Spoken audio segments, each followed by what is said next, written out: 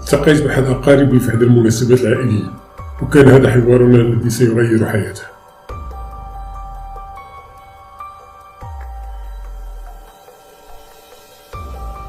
أعلم بأنك تعتمد فقط على القرآن الكريم فيما يخص أمور الدين، ما الذي دفعك إلى ذلك؟ أنا في البداية كنت أعتمد أيضا على كتب الروايات والحديث كما تعلمنا في حصة التربية الإسلامية.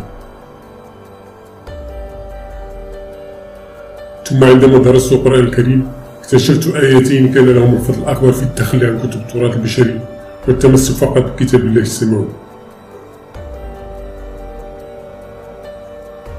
الآية الأولى تأمرنا بأن نكون في ديننا مخلصين لله وليس للبخاري وغيره. قل الله سبحانه: هو الحي لا إله إلا هو فادعوه مخلصين له الدين الحمد لله رب العالمين. وبالتالي فيما يخص أمور ديني يجب علي أن أسأل ماذا قال الله في كتابه الكريم وليس ماذا قال البخاري. أما الآية الثانية فهي وضحت المسألة بشكل لا جدال فيه.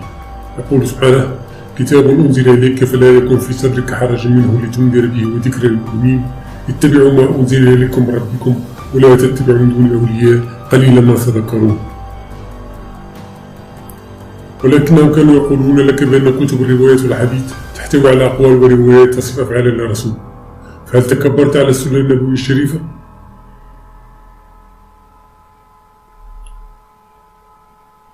لا أبدا. لم يقل الله سبحانه: لقد كان لكم في رسول الله أسوة حسنة لمن كان يرجو الله واليوم الآخر وذكر الله كثيرا.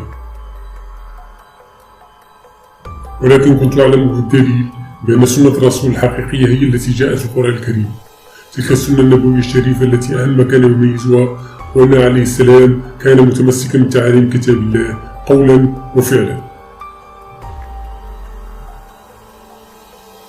يقول سبحانه: وإذا لم تأتهم بآية قالوا لولا اجتبيتها قل إنما أتبع ما يوحى إلي من ربي هذا بصائر من ربكم وهدى ورحمة لقوم يؤمنون. وبالتالي فإن كل قول أو فعل ينسب للرسول لا يتوافق مع تعليم القرآن هو حتما افتراء كذب عليه.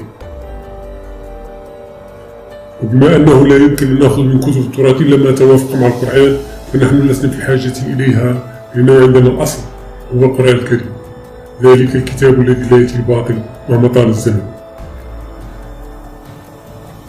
ولأن القرآن الكريم كله متعارض ويفسر بعضه بعضا يجب قول رب العالمين الذي يؤكد على أننا لسنا في حاجة إلى تلك الكتب لمعرفة أمور ديننا.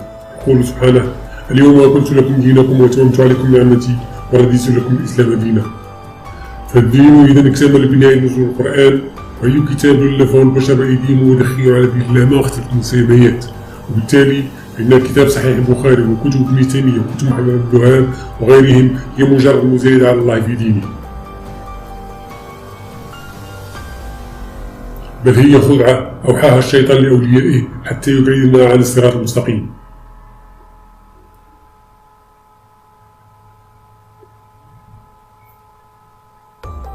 وما دليلك على أنها خدعة شيطانية؟ يكفي أن تلك الكتب وعلى رأسها كتاب البخاري تدعو إلى ارتكاب الفاحشة والإثم والعدوان، نكاح الصغيرات مثلا، الرجل، الهجوم على البلدان، نهب أرزاقهم، اغتصاب نسائهم وما إلى ذلك الكثير. فلا بد أن تكون تلك الكتب من وحي الشيطان، لأن الله سبحانه يقول: يا أيها الذين آمنوا لا تتبعوا خطوات الشيطان ومن يتبع خطوات الشيطان فإنه يأمر بالفحشاء والمنكر. ومن المستحيل أن تمثل السنة النبوية لأنها تتعارض مع جوهر التعاليم القرآنية، ذلك الجوهر الذي خاصه رب العالمين في قوله: إن الله يأمر بالعدل والإحسان وإيتاء ذي القربى وينهى عن الفحشاء والمنكر والبغي يعظكم لعلكم تذكرون.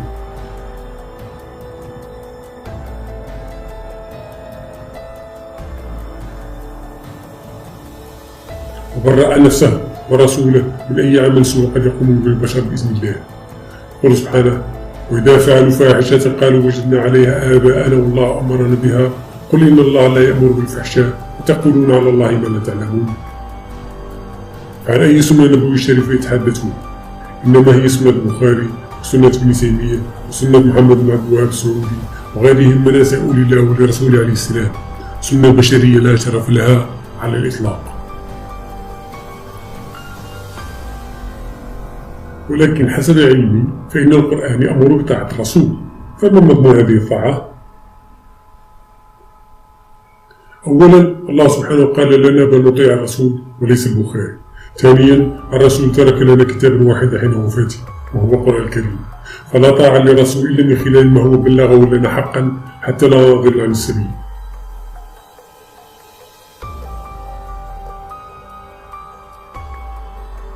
وليس من خلال ما كتب عن الرسول بأيدي وهو بشرية غير معصوم من الخطأ في أحسن التقدير، وإلا فإن الناس نتبع سبيل الظلم واسمع ما قيمة الظلم من رب العالمين.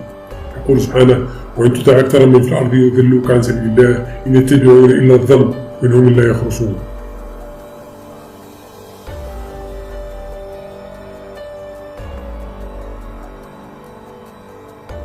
وماذا عن الصلاة؟ أليس للبخاري الفضل في معرفة كيفية إقامة الصلاة؟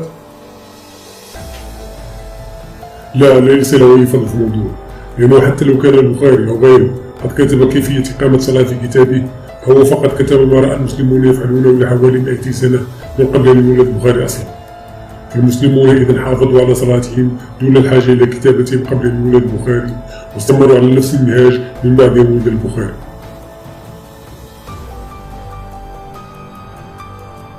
وماذا فعل سيد من كتب البخاري وابن تيمية ومحمد بن عبد الوهاب السعودي وغيرهم؟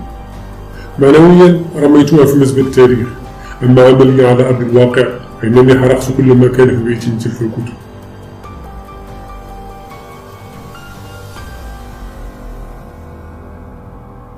فتلك نهاية الباطل البشري عندما يظهر الحق السماوي. يقول سبحانه: وقل جاء الحق وزهق الباطل وإن الباطل كان زهوقا وننزل من القرآن ما هو شفاء ورحمة للمؤمنين ولا يزيد الظالمين إلا خسارة.